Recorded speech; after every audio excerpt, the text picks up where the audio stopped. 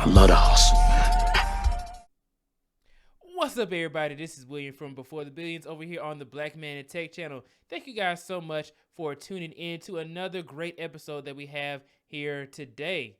So, I have a special guest with me today. His name is Sly Gittens. He is a senior partner technology strategist at Microsoft, and he's also the founder of Tech Simplified. He has his own YouTube channel as well. So, we're going to be going ahead and getting into all of those different topics. Please go ahead and help me welcome Sly Gittens. Hey, thanks for having me on the show. Definitely appreciate it. And I'm just honored to be able to share my story with your audience. Yes, thank you so much, Sly, for being here. So, Sly, I met you through Gabe A, Yeah. and just wanted to say, man, is that ever since I met you, you were such a positive person, and you know a lot of knowledge. You're a wealth of information. So I know that we're going to be having a great interview today. Yeah. So Thank you. yeah, and thank you as well for coming on. Yeah. So Sly, I want you to introduce yourself to the audience. Tell us about yourself, and then what do you do? All right. Well, first of all, my name is Sly Gittens. I'm based out of Buffalo, New York. Currently, I work at Microsoft as their senior partner technology strategist. I'm going on 2 years at Microsoft. Before that, you know, I worked at Ingram Micro for my time as a security consultant, a Microsoft security consultant. Before that, I did roles as director of product marketing, senior technical product marketing manager, a security engineer for focus on RSA security, so identity SIM solutions. And then even before that, I was a VMware pre-sales engineer before. And I went to the University of Buffalo and I'm majored in information technology and marketing. I know those are two things that usually don't go together, but I realized that I had the gift to gab. I understood that at that time, Facebook just came out. So technology and marketing was at an intersection point because if you look up at the stats, Facebook, Google are the top two marketing companies. So it's not traditional marketing agencies. So for me, I thought that'd be a skill set that would be helpful going forward, and it has proved me correctly. Some additional information about myself is, I originated from Brooklyn, New York. My family is from Barbados, and I'm first generation. And with that being said, you get a set of rules being first generations. You got to make sure that your parents' sacrifice is what's leading me to continue to be motivated to push myself to achieve other things. And then I guess lastly, what I share about myself, I'm a father of two, married for 7 years and been together with my wife for 14 years. And those are kind of my anchors that help, fuel the ambition in addition to my own personal passions. Yeah, it's great. Congratulations, man, on all your success in life. Oh, And thank you. I want to ask you this. I've been hearing this for the longest. Is that I heard that Brooklyn is the best borough. Is that correct? Oh yeah, Brooklyn till I die, man. Is Brooklyn in the house? Yes, it is, man. Definitely. Right. I heard it's expensive though, but it's Oh, always yeah, expensive. definitely. That's why I live in Buffalo. That's why I moved to Buffalo, man. It's too expensive. That's why I left. Right. All right. So so let's go ahead and get into your experience at Microsoft, since that's where you currently work. Yep. And so what actually prepared you to get your position that you're in now? Well, that's great. That's a really good question. So, what helped me is, I guess, my background in channel. So, for those of you who don't know what the channel is, Microsoft, Google, Amazon, these large corporations, tech companies, they have different models where they go to market. They can go direct to consumers. So, like you might see AWS with the NFL, right? You see that all the time. Next gen stats. You might see Microsoft with the NFL with the Surface of, right? So that's direct to the consumer. But a lot of times for the mid market and other enterprises, a company like Microsoft will use channel partners, so people who sell services on behalf of Microsoft, right? So that was my past life. They also use distributors who have deeper reach that can talk to some of those resellers, ISVs, so independent service vendors, or even global solution providers, right? All those people contact the customer on behalf of Microsoft or whatever partner there is, right? So my experience doing that at Ingram Micro before for about 6 years definitely helped out. Also, being having my pre-sales knowledge. So I was a pre-sales engineer before. So I got really good at talking to customers. I had some sales experience in my role because my role is a combination role. It's technical, but it's more technical strategy and help scaling, solutions. And also a very relationship building, understanding who are the right people inside these large organizations and how do we build these solutions. So you need to have the ability to understand different roles in there. How do they take place? What's the role of the CEO? What's the role of here? Who is the lead of services and deployment? Who's the pre-sales rep, right? So you got to be able to have not only the technical skill sets to understand the solutions, but also the soft skills. So the written communication and the oral communication, and just have the ability to get things done because it's a very comprehensive job role. Okay. And let's get into the fact that you said it's a both technical and non-technical position. Yeah. So for the technical side of your position, right? It's Yeah. not like you're actually coding or anything like that. Can you kind of talk about what technical requirements or responsibilities that you have for your position? Oh yeah. So my role is I'm helping companies build new services with Microsoft solutions. So it might be like an Azure migration, right? My job is to define what is all involved. What's the end goal? What's the business outcome of it, right? So what technical solutions will we need, right? Are we going to be using Azure Migrate? What are they currently migrating from? Let's build those parameters. And when I define what the parameters is, right, I work with a cloud solution architect who's focused only on Azure migration and Azure infrastructure, who will also go through and we'll do a call where they ask the assessment questions on what's the delivery mechanism. So for me, it's more of understanding what's the components. But what helped me was before a lot of my other roles were I used to be someone who installed it. But what's hard about this role is not only you got to have a 100 and a 200 level skill set with all of Microsoft solutions. And as you know, Microsoft has like tens of hundreds of solutions. It's a lot of solutions to know, and it's impossible to go deep. So being able to know who's the right resource to help you. When I say resource, the right person, like a cloud solution architect, but you got to set them up. So I can give you a great example, and is one of my calls I had yesterday. It was about Synapse, right? Azure Synapse. I have no background in that at all, but I knew enough to know who I needed to write up the resource for and bring them in, right? But when we go into security, right, that's my background, so I can talk a little bit deeper. I can deliver the 101, 201 presentations. I can have the initial conversations, and then I also bring in my cloud solution architects just for that backup when it goes a little bit deeper. All right. Okay, and that's the technical side, but also you touched on building relationships as well. I had Yeah. a interview recently with Mark Lawson from Technology to Color, and we discussed building relationships in tech. Yeah. So, with that, can you go into the soft skill side of your responsibilities for your position, and then Yeah. also can you talk about uh, how you go about building those relationships in order to call on the right person? Oh, correct. So some of the soft skills is organization and time management, right? So I have a lot of projects. They might not be expansive in depth, but they're a lot and they happen simultaneously. I could be working on 5 to 6 different solutions that I'm bringing to market, and you got to be super organized. I need to understand exactly what's the key requirements, have the good outline. Luckily, Microsoft has some of those processes in place that we can utilize and tools. But then you also need to know who are you working with when the last time you contacted them. So some things I might use is Microsoft Project. I've never been a project manager, right? So I had to take some videos, video training on LinkedIn Learning on Microsoft Planner. Then I also use Microsoft To Do, and I integrate that with Microsoft OneNote, right? So then I could go look at my Outlook tasks within everything within my OneNote, right? So for those who don't know what OneNote is, think of it as your virtual binder or your virtual notebook, right? That got different sections in it, and you can organize everything. So organization is key.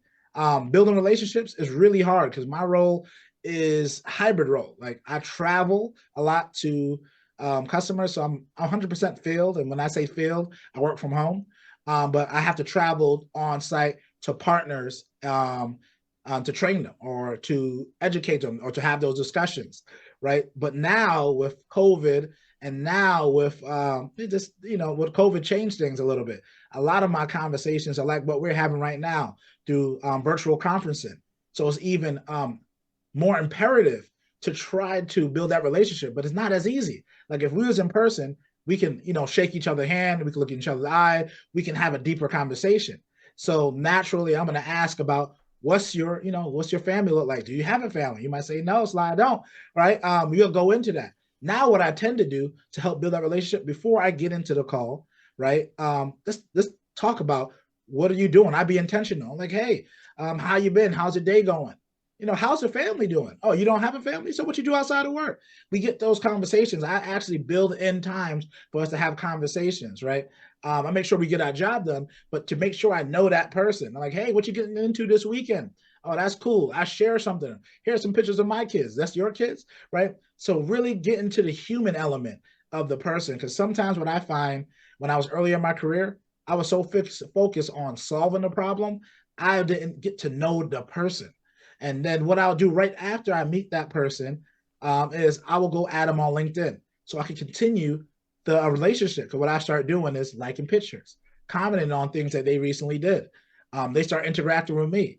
I start seeing more. So when we get on call, I'm like, hey, I saw that post the other day of your black man in tech. I saw Sly Gittens on there. That was a really good conversation. What's your next one? Can I be on there, right? And that's how kind of we talked, right? Like, hey, what are you doing?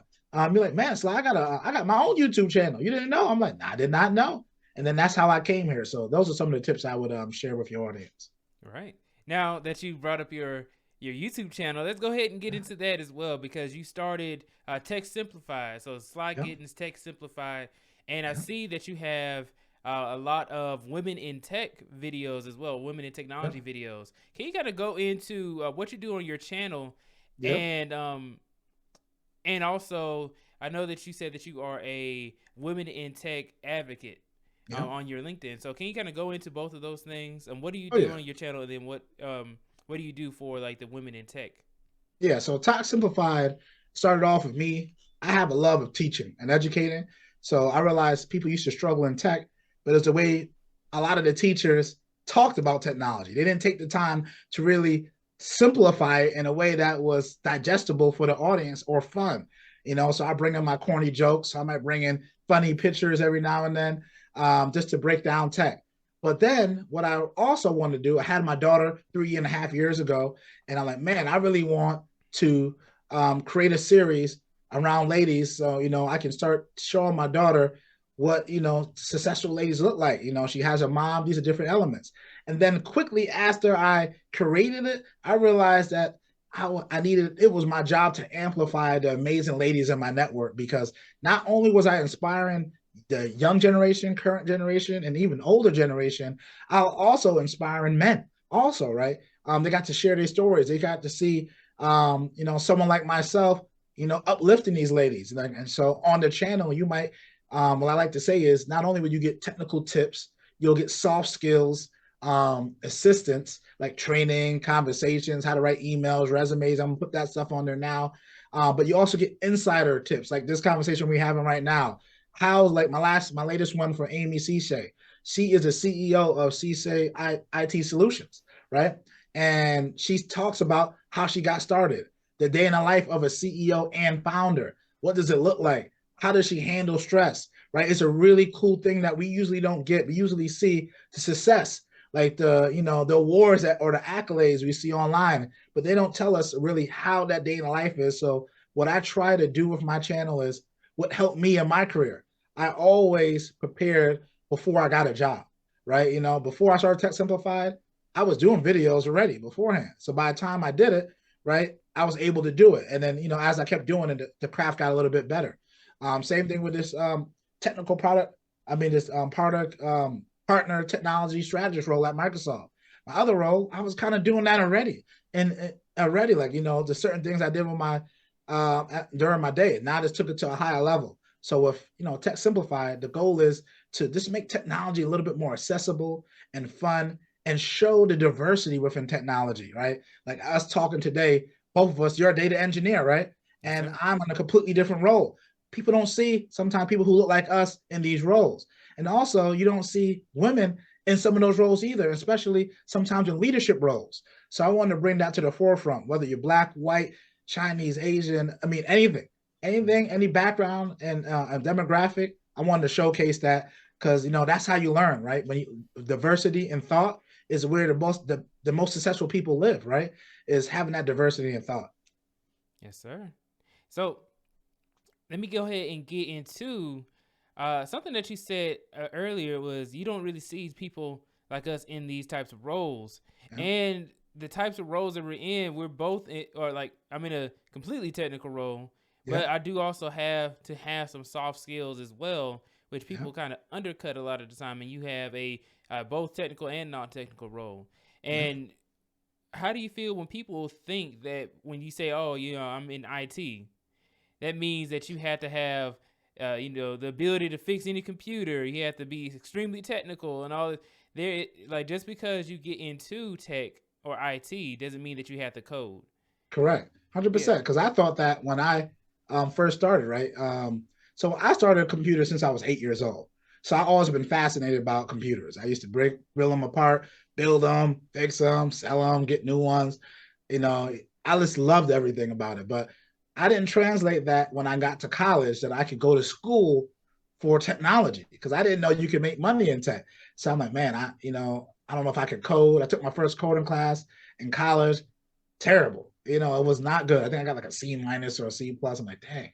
Well, I guess there go my tech career. So I switched to English, and I was an African American history major. I'm like, I'm gonna just stay here for a bit, and then like let me switch, into business. I'm doing my business classes, and this is gonna tie back together. And then I end up coming back into technology again, information technology, and I got 100 on my test, and it was a networking test, right? But I already been configuring my network router, so I knew all this stuff. Like, this is easy, So I'm like, hold on. Like, then I talked to the teacher. I met someone who was in the field, right? He was teaching. Like, man, I can't code, but I did really good on this test.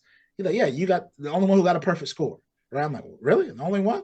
He's like, yeah, like you should be in technology. I'm like, I should. So I switched my career. But I say that is the misconception is that you got to be extremely good in math. Am I okay in math? Yes, but I haven't taken calculus 2, calculus 3. I only went up to calculus 1. I didn't need it for my business degree. And most, to be honest, I don't use it on a day-to-day basis in my role, right? Maybe in your role, you might have to do it. When I was a VMware engineer, I had to do storage calculators, like the storage computations for on-prem storage. Yes, I had to do some mathematical computations, but most of the time they had calculators for that. So I didn't even have to do that either, right? So it's so many different facets because remember, technology is just a part of the business, right? So technology enables the business to perform at a higher level. Like even right now, we're using technology for me and you to talk from two different places to share this content. So it made your business of sharing knowledge, my business of sharing knowledge easier, right? But within this paradigm, right, not only you still got marketing, you still got legal, you still got business operations, you got to have sales reps, right? Definitely got to have sales reps. You got to have credit people. You might have to have security people. All these different people make up the business, and the business is part of technology, right? So even if like one of my buddies, he left being an accountant directly in like the big four and went to a tech company and increased his salary tremendously just because he became an accountant for a tech company. So he still got the benefits of the perks, but he's an accountant, right? But he still works in a tech company, right? So I thought that was pretty fascinating too, because I told him like, hey, I think I'm going to go to Microsoft. He's like, hey, I'm already in Microsoft, so I can't wait to see you. And me and him both went to college. And he went to college went the same University of Buffalo for accounting, and I went to and I studied information technology and marketing. So I thought that was pretty cool. Is this don't get scared, right? There is a position for you. I had friends who was history majors who came in who became better security engineers than me who have background in that. Just because the way they were curious in a way they can spend hours looking through not even code but through different data sets, right? Because you can learn a lot of this stuff. And the cool thing, the training is free most of the time. There's some cheap training options too. So instead of you spending like 30,000 on a degree, you might spend $30 on a training or $10 or whatever you may have, and you can get learned, or you can use YouTube University and get a lot of stuff for free. Mm-hmm. Yeah, they can check out your channel. Correct. Boom. There you go. And I'm coming out with an AZ900 training coming out this Monday, right? So if you want to get in the cloud, this is the Microsoft Fundamental Trainer. It's going to be on my website for $30, super cheap. And if you're on TikTok, make sure you follow Tech Simplified because I'm giving free gems every day. Yes, sir. Yes. And so let me go ahead and ask you about a little bit more about Tech Simplified, right? Yeah. And what was the purpose of you starting up your YouTube channel? Oh, that's a good question. So actually, if you go back to the first video, I used to be an engineer at Ingram Micro focused on RSA security. So anyone who knows what RSA is, they created a two-factor authentication method, right? So everyone knows RSA for the hardware tokens. So I'm like, man, we did soft tokens, we did conditional access, we did all these other things at that time, other than two-factor. We had a SIM solution, SOAR solutions like an endpoint protection solution, but no one knew any of those things. So I was like, you know what? I'm gonna make a video on RSA mythbusters, busting the myths about RSA. And I talked about, yes, we do the two-factor, but we do all these other things, and that became a hit.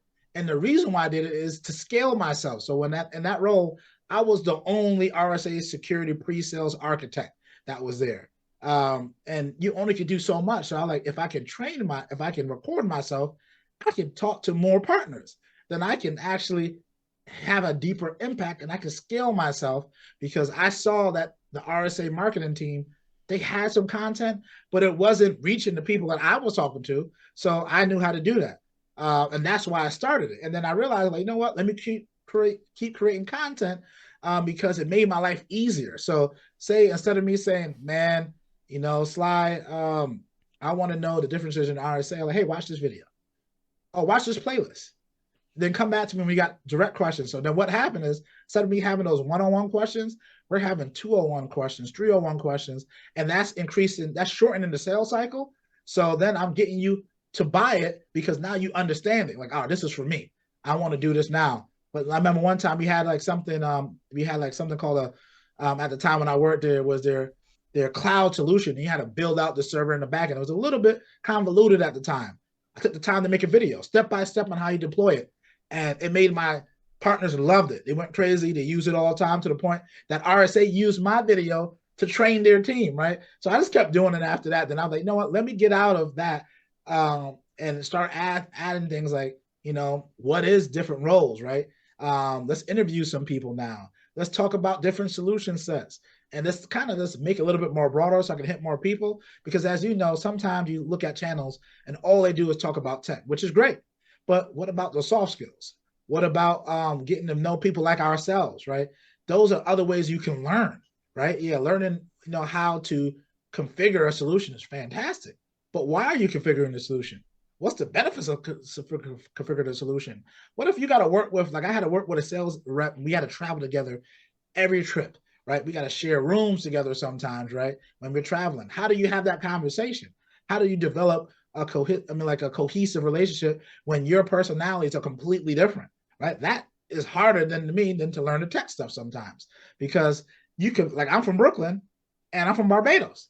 My guy is from Tampa, right? And completely different type of person, right? He had a Southern view. I had, he was a Republican. I was Democratic. It was all types of crazy things, right?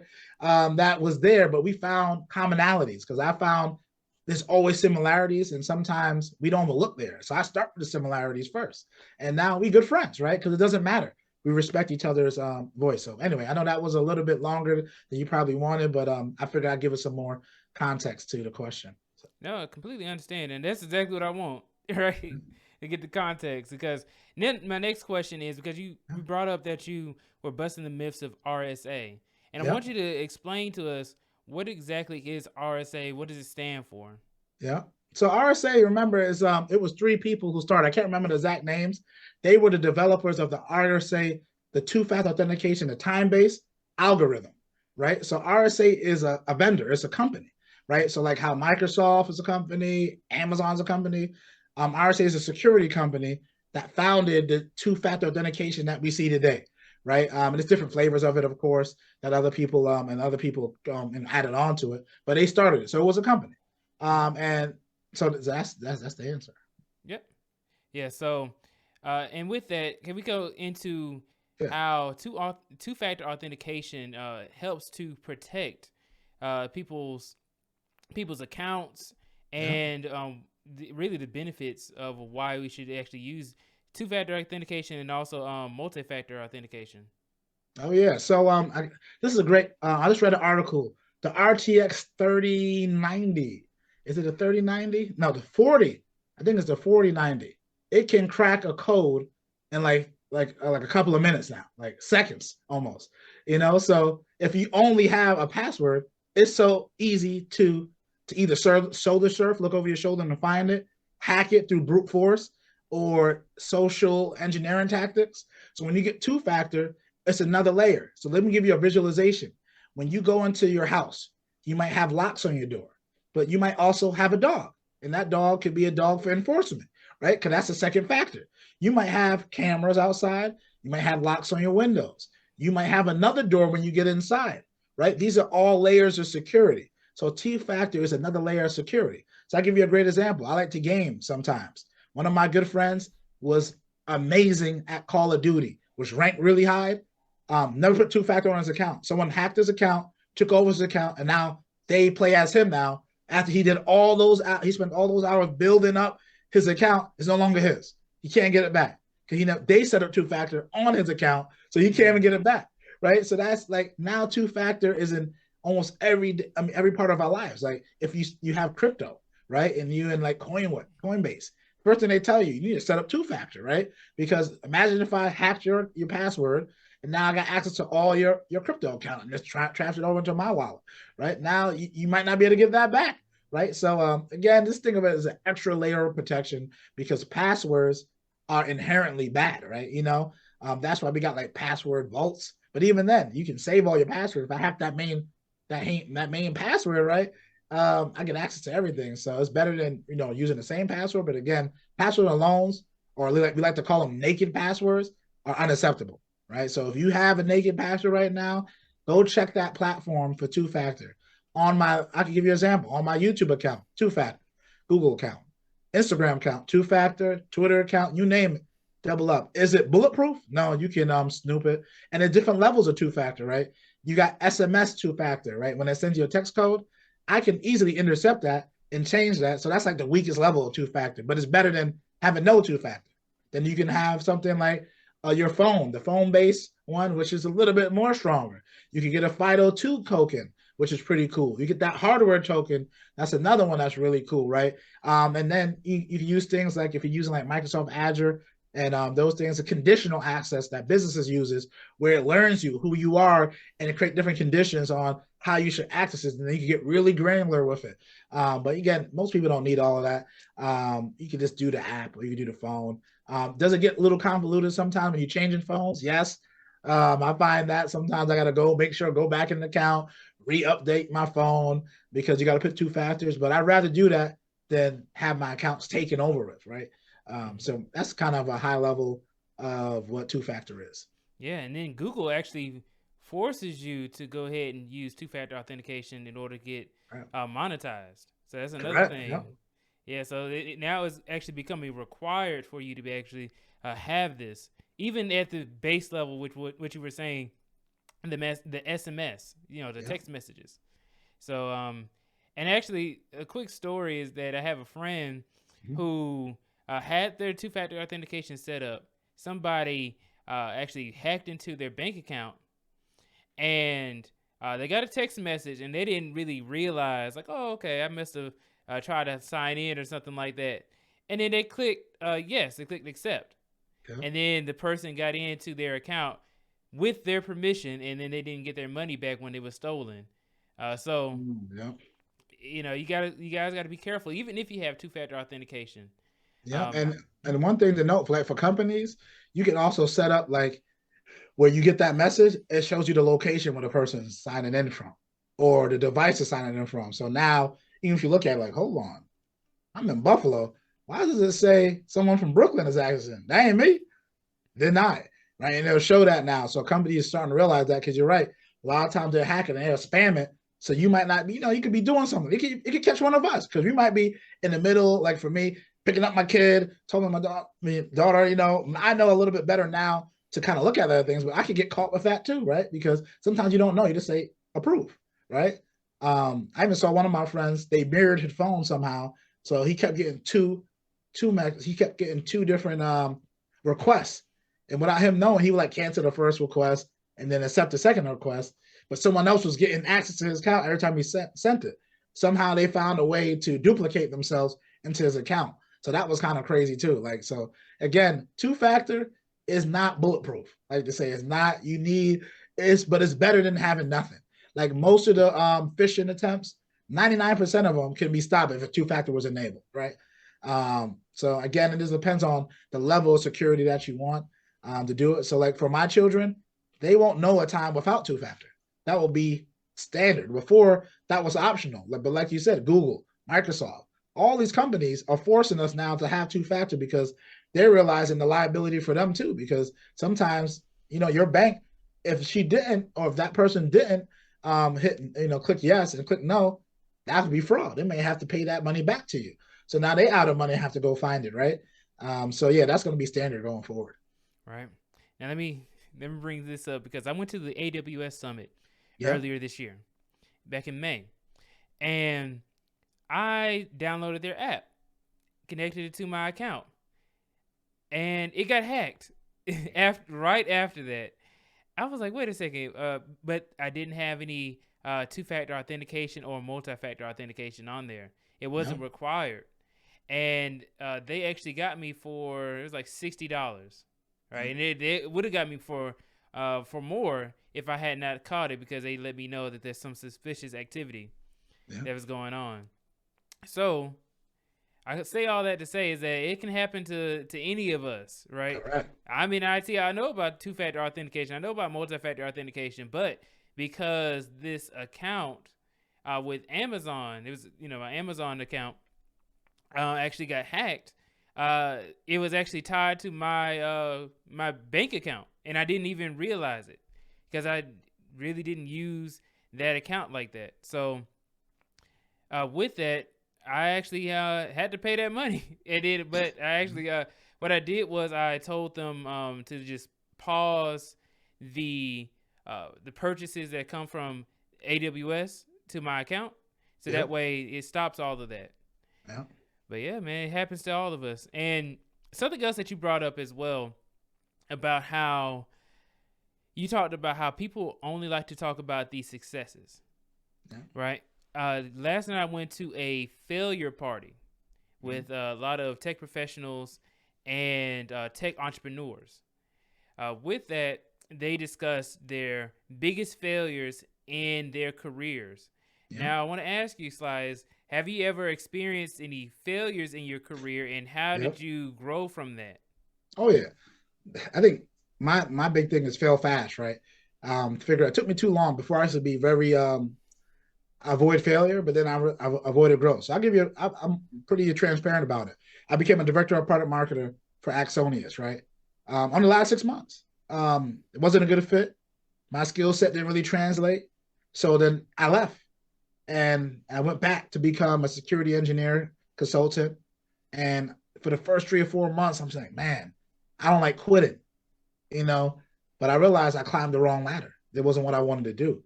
And it was hard, right? Because, I'm floating on top of the world. I got the title I wanted and making the money I wanted to make. And then you get there and like, man, this ain't working out. This ain't good. I don't think I'm performing at a really good level. It's time for me to pivot. But when you pivot, for me, it was like, man, I just failed. You know what I'm saying? Like this. But I was like, you know what? I know what I don't want. But I learned so much in that 6 months that made me even more indispensable to the company I came back to. Right. So it helped me because now at Microsoft, I'm doing something I actually, not actually, I love to do. I'm good at it. It's challenging my skill set and I'm learning and I'm doing things that I wouldn't be able to do in the other roles. So sometimes you got to fail to go forward. And even before that, I became a technology consultant, right? It took me 3 times before I even got the job. I got denied 3 times. The first time, like, you don't got enough experience. Second time, like, no, you don't fit the role. The third time, like, yeah, you're good, but someone else is better. Then finally on like the fourth time, I got the role and I became a technology consultant. I was like ecstatic. Even before that, the University of Buffalo rejected me when I was out of college. I mean, out of high school. In high school, I coached. I got like a 75 average because I was one of the people who did enough to pass, and I was lazy. This to be 100% quite frank with myself. I didn't push myself because I knew I was smart and I could figure things out, and I just do it, right? So I didn't get into the University of Buffalo the first time around.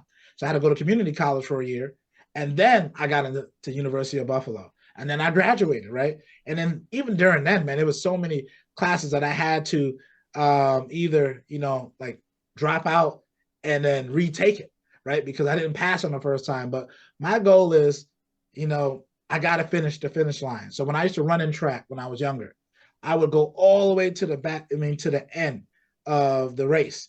And then I run it in reverse. So then I could kind of know when I needed to turn faster. What if I trip up this hill? How much time can I go faster, right? What do I need to get better at, right? And I would lose some of these cross country things because of, I could have done something better. I realized in my failures, I learned the most. I'll give you even something even recent. I was taking the AZ 500. I failed it 4 times, right? Before I even, and I even take it again. I ended up switching and taking a different certification, but I didn't need it for my new job. But now I'm taking the SC 100 certification, which is an expert cert. I'm going to take that next week. And we're going to see how I do, right? Because what I found is when I fail my certifications, I find I learn more because I'm like, all right, I was good at the identity section, but I didn't really understand the governance section. Let's spend a little bit more time there. Let's itemize what I did wrong, and let's read a little bit more about that. Let's ask some more questions, right? And then I get stronger, and I get stronger fast. I had a company before called Elevated Progression. No one knows about it, right? Unless a few friends that was with me. I had to do resume writing. You don't know, you don't know it, right? But it helped me for this one.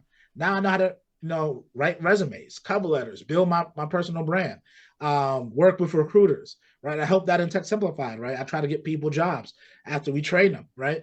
I can learn there. Content creation. If you look at my first video, it was horrible. You go look at that first video, Mythbusters. This is 4x3. I'm doing it from a Cisco WebEx thing. The audio is scratchy. I have no mic like I got now. I got no clarity coming in. It looks terrible, right? But now it's getting better. Even when I saw your video today, what's the first thing I asked you, man? I'm like, how did you get it to look so cool, right? Because I know it's another level to go, right? So for me, failure is a part of the game, man. That's how you see the gains, man. I remember me bench pressing. I'm trying to get to 315 in bench press.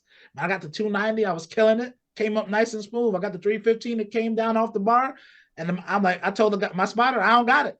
You got to help me up, right? And I failed it twice. But I'm going to get it. And when I get it, I'm going to put that video right on my channel. One of my personal channels that I post of me actually conquering that.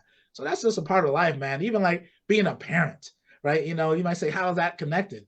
I fail almost every day, man, at being the best that I can be. Sometimes I get angry more than I need to. Sometimes I'm not articulating what I'm doing. Sometimes I overestimate how smart my 3-year-old is. She's 3, for God's sakes. And I'm trying to talk to her like she's 30, right? You just don't win every day. And some days I beat myself up, but I realize I watched this TED Talk, and I can even give you the link to it. It says to be kind to ourselves, right? When you failed, it's just another way that you learn not to do it, right? And if you could stay consistent, that's kind of my thing here. Like people like, hey, how did you go to 45 Women in Tech episodes? I just stay consistent. I get rejected all the time for reaching out to people to be featured on it all the time, right? But I don't care. I try to keep that momentum because I realize consistency sometimes can outweigh that early success. So that's endurance. You build it up over time, but you got to get comfortable. I got friends that are by far, in my personal opinion, have better skills. Like one of my good friends is an electrical engineer and a software engineer, but he doesn't push himself. So therefore, he doesn't command a salary that I know he can get, right? Because he doesn't push himself, right? Because he's a little bit afraid of change, and he's afraid of a little bit of failure, right? So he stays in a comfortable area, which is fine. And we all got kind of our ceilings where we want to be at. But I found in myself that I don't want to be mediocre. I don't want to be average, right? That's for me. But I defined what I want for me. And I realized failure is a part of the game. And I keep pushing myself and to just be better in, every element of my life, man, from a better dad, a husband, engineer, employee, owner. There's always so many different levels, even for my health, right? That you could take it to the next level. And there's up to us to define if we want to do it, right? Do we want to put the effort in there, right? Because you can't be good in everything, but you can be good at what you want to be in. I think what's better than being really good at something? I want to have the number one tech channel, right? That's what I want to do, right? But that doesn't mean that me and you can't collaborate, because together we might make that better tech channel, right? That's why some companies merge together, right? Or some company buys the other company out because they can do it together, right? You can always get better. And look at different companies we see. It'll be tools that we love. I remember I used to use flip phones as a little kid. Now flip phones are coming back in a different way, but iPhone cannibalized that market, right? Like PCs. I used to love using my desktop PC. Now that's really niche. People use phones a little bit more. Eventually, that's going to be taken out. So failure is a part of the game, and I just got comfortable with it because I realized I learned so much more sometimes when I fail, because you got to fail and reassess and then go execute. That's what people don't do. They might fail and then go execute, which is good. But if you fail, reassess, write it down, figure it out, and then try it again, and then record that to figure out, all right, what changed, right? Because sometimes you can see, like I'll tell. Anyway, I think that's good enough. But I could go into more, man. I love that topic. It's something called like grit. If you haven't read that book, fantastic.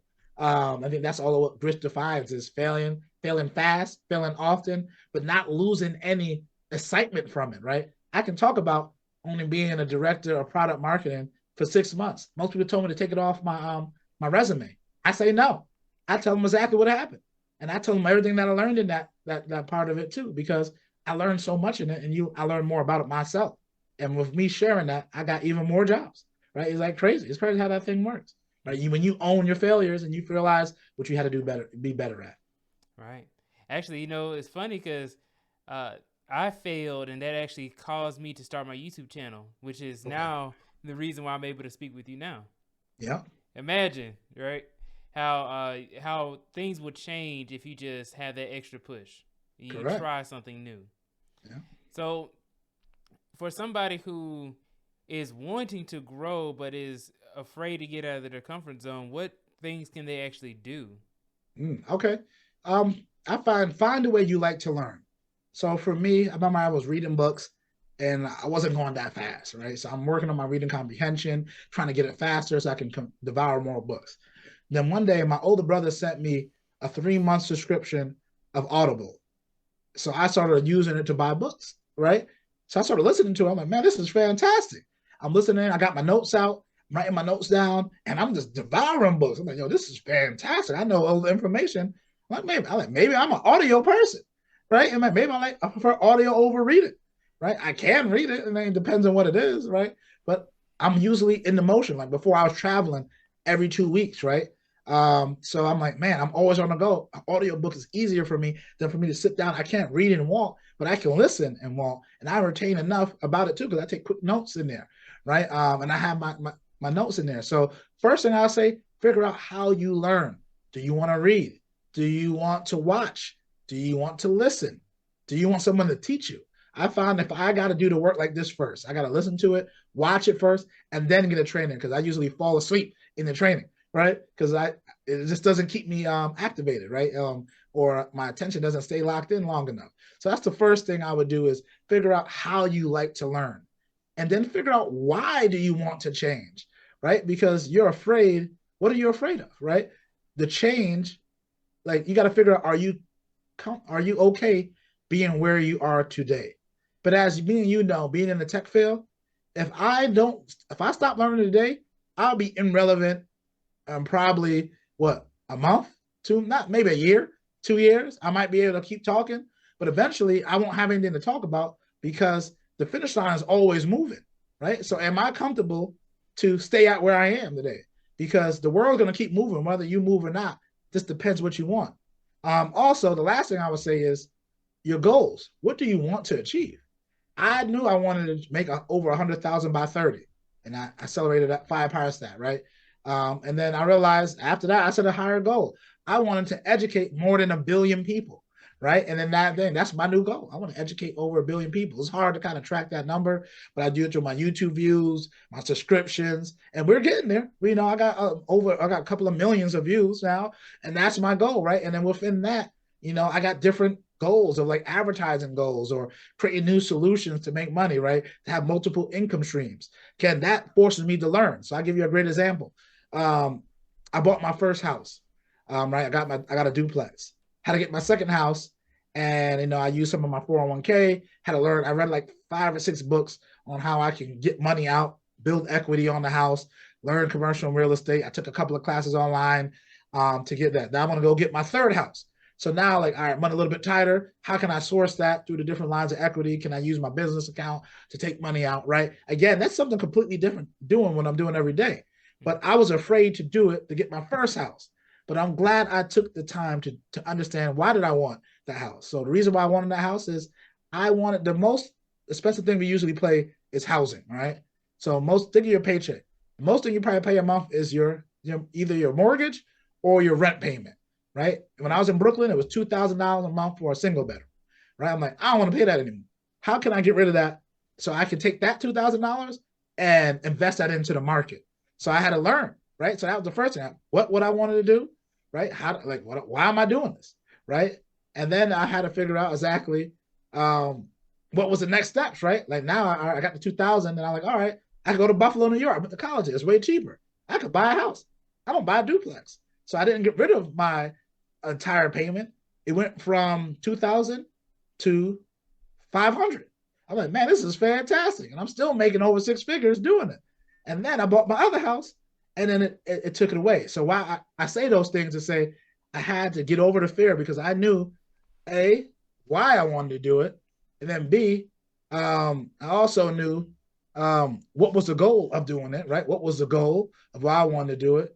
And then I also knew that I didn't want to stay in my current skill set because the knowledge I had wasn't going to allow me to be able to get the house and maintain the house. Because when you have a house, you got laws you got to make sure you have to do.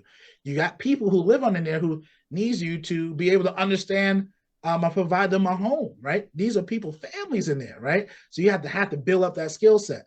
Again, I take that same mindset and I bring that to when I'm in tech, right? Because the same thing is very similar. Why am I doing this? Why did I get into tech? Because my mom got really sick when I was young, right? She had kidney failure. So I already knew I'm going to have to take care of them when I got older. Then my dad is a little bit older than my mom. He got glaucoma. So he lost eyesight in one eye and he might lose his other eye. So I'm like, Dad, who's going to take care of my family? My brother, my older sister, and I are going to be the ones who take care of it. I'm the youngest, so I want to make sure that with the time that I'm allotted, my parents don't have to work at the end of their lives, right? My brother took care of it. My sister's holding it down. And now, as being a provider, I can help them too, right? Even from being far away, I can help them now. And that was the goal behind me and why I wanted to increase my income.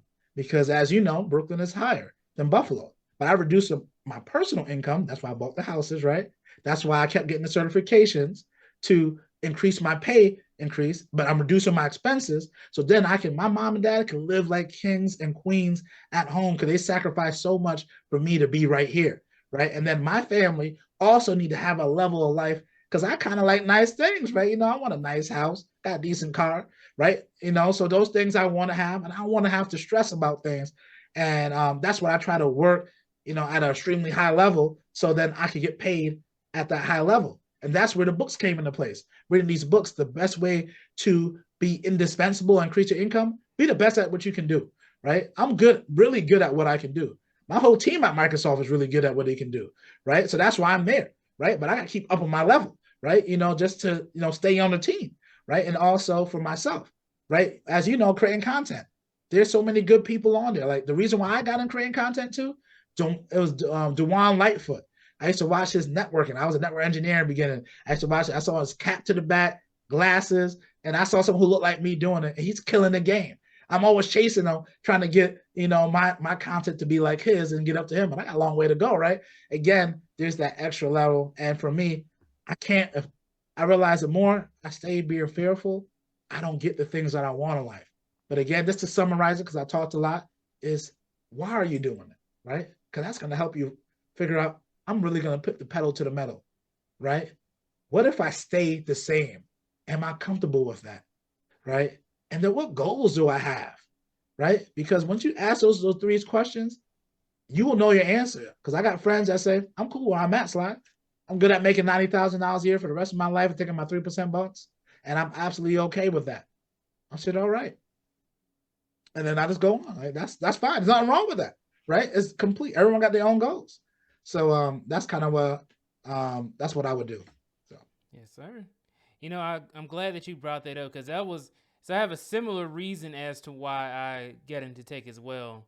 yeah. My dad got me into tech, but my mom has been sick my whole life too. So I was like, yeah, I gotta sacrifice now so that way my family can eat later, And Yeah. that's what I kept telling myself while I was in college. That whole time I was like, okay, I gotta succeed because of this. I read a book called Rich Dad Poor Dad, which is in the Yeah. back, Love that book. and Robert Kiyosaki is the author of that book. And in one of the chapters, he said that you can have the poor dad that will say, "Oh, I am poor because I have children," right? But then the rich dad will say, "Because I have children, that's why I have to be successful. That's why I have to make more money." So when you say that, that really just reminds me of that book, Yeah. because you have to make things better for yourself. You can't just sit up here and have the decision of staying where you are, where you're uncomfortable, right? Yeah. So, And then one thing I add is this one more book. It's a really good book if you haven't read it. It's What Got You Here Won't Get You There. Right. And that's exactly what we're talking about. The skill set that made me a good, I was a global technical product marketing manager, right, at RSA. It didn't make me a good director of product marketing, but I kept trying to use my old skills to make me good at that role, not realizing I had to develop a new set of skills to be good in this role. I had to be better at delegation, had to be better at my writing game, had to be at another tier that it just wasn't there yet, right? But I was using my old skills to get me to where I need to be in my next skills, but it didn't work out that way. So What Got You Here Won't Get You There is a fantastic book. yeah, most definitely, I have to check it out. Uh, I do want to get into this real quickly. Is your managerial experience and leadership skills that you had to build over Yeah. time. So, since you've been a manager in several different roles, I kind of wanted to ask you: is what is actually the hardest thing about becoming a technical manager? For me is most of my roles, I'm an individual contributor, right? Even when I was director product marketer, marketing manager, right? It was only me, so I was directing myself. But in my businesses, I do have people who work with me. I got contractors, I got different people that work with me, especially being an owner of a house, you work with different people to help me. But the first thing is in any, even not a technical role, this manager, you got to understand your people, right? Each person is different. Each person requires a different level of help, right? Because you might be so great at data engineering, I don't need to have a conversation with you on that. But I realize that you can't write an email, not saying you can't, to save your life. And every time you write an email to a customer, you say the wrong thing, right? Like we might need to talk about that. Like, let's get you some classes on how you can get better on that. Also, I understand is know what the other person's driving factors are, right? What make compels them to come to work? Is it their kids? Is it their love for cooking? Is it just because they want to do that? And also learn how they like praise, right? I got a lot of friends who don't like accolades. Like if I gave you a shout out to the whole entire team and you don't like to have that spotlight on you, that's not a good feeling for you. So I have people write that down. Like, how do you like to be praised in private or in public? So I make sure that I calibrate it for the person. And then also, you got to be competent, right? Like sometimes you get managers that don't know what the heck they're doing and they telling you to do things that are not achievable.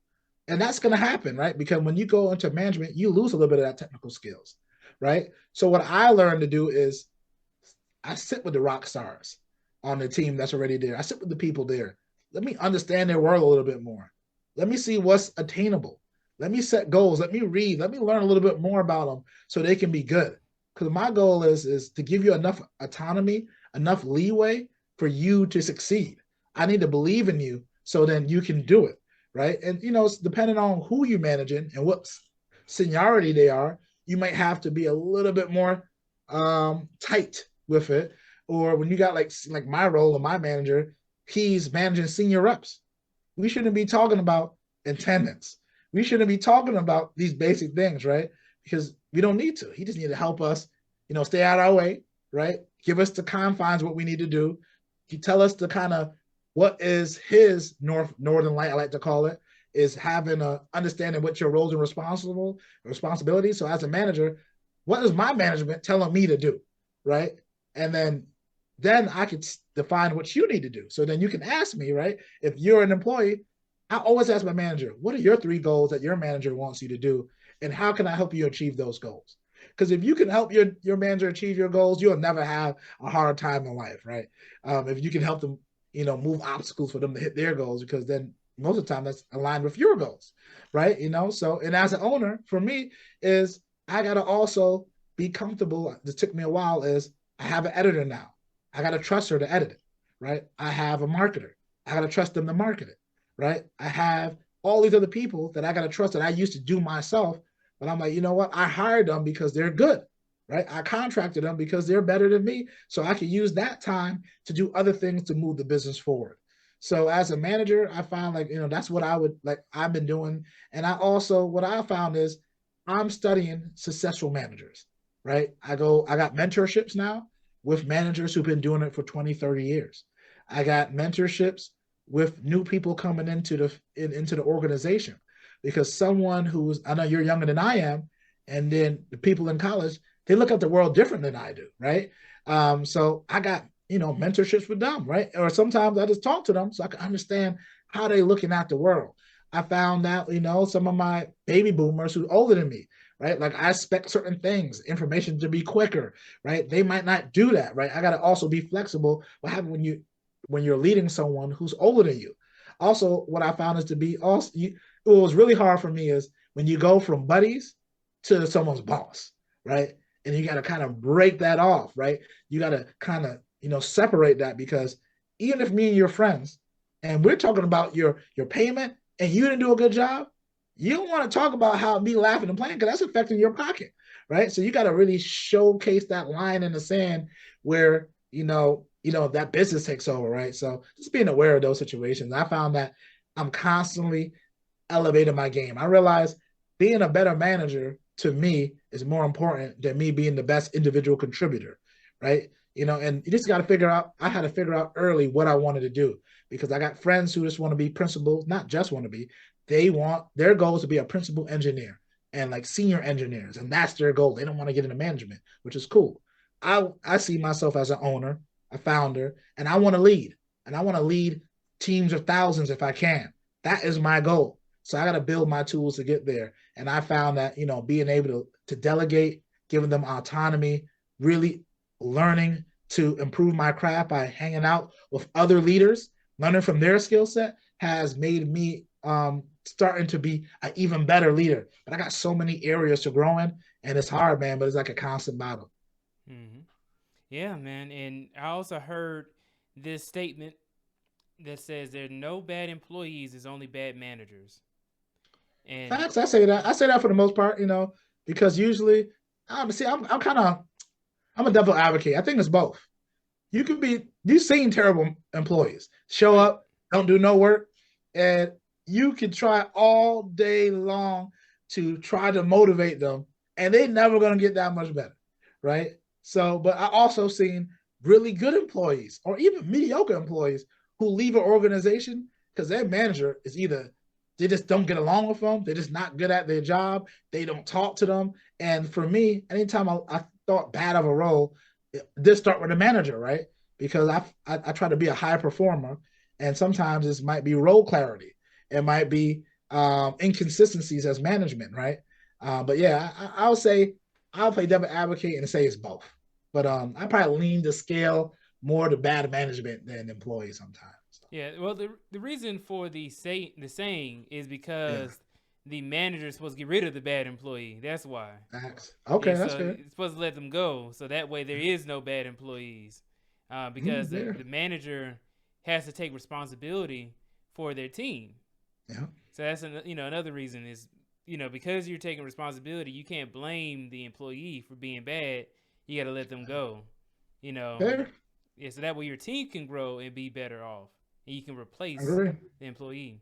That's a good way to look at it. I haven't think about it. That's fair. Yeah, man. So, yeah, Sly. We had come up to the end, but I wanted to ask you: do you have anything that you wanted to promote for uh, either your business or anything that you're doing now? Oh yeah. So if you get the chance, go to YouTube, type in SG Tech Simplified, and follow me. I got consistent videos on women in tech, so those insider tech interviews.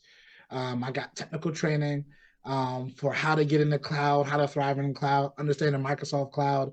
I'm teaming up with a few other people to talk about security, AWS, GCP, so the content will get better. Go take a look at my website, sgtechsimp.com. I got a lot of great content. Sign up for my newsletter. I'm working on that. I'm about to have the first edition coming out soon. That's going to be definitely cool. And if you are on Spotify, Apple Podcasts, Google Podcasts, go subscribe to the Women in Tech podcast. I got a new one I'm actually uploading today. And then last but not least, I got a brand new Azure fundamental training teaching you how to get into cloud, into Microsoft Cloud, certification preparation course coming out this Monday. So run up the numbers for me because I'm going to take that extra money I make there to produce even better content. I'm working on the SC 900, the Security Fundamental Certification from Microsoft, the MS 900, the Microsoft 365 fundamentals. I already have study guides for free on my website to help you pass those certifications. And now I'm going to give you the content also at a really affordable price. So you can do that. Just got to start charging a little bit more. So then I can keep producing the content, right? Because it takes time. So, I enjoy you. Thank you for letting me be on your show. I'll make sure to promote you on my websites and my platform as well. Yeah, thank you so much, Sly, for that. And I really appreciate you for coming up, man. It was a lot of knowledge, and we have to do it again one of these days. Yeah. Yes, sir. Agreed. And So, I'm gonna get you on Tech Simplified too, so you can talk about data engineering. So if your audience, come check it out because William gonna be on my podcast and YouTube channel shortly. So I can't wait to have you on there as well. yes, sir. All right, thank you so much, Sly. If you don't mind, could you stay in the back right quick? Yep. All right, thank you, Sly. All right, so that was another great discussion, another great interview that we had. Thank you so much to Sly Gittens for coming through onto the Black Man in Tech channel. Really appreciate the knowledge that was dropped today. Please make sure to like, share, and subscribe to the channel if you haven't done so already. And then also hit that bell notification icon if you want to be notified whenever I make new videos on YouTube. All right, you could have been anywhere in the world, but you're here with me, and I really do appreciate it. I will see you all on the next video.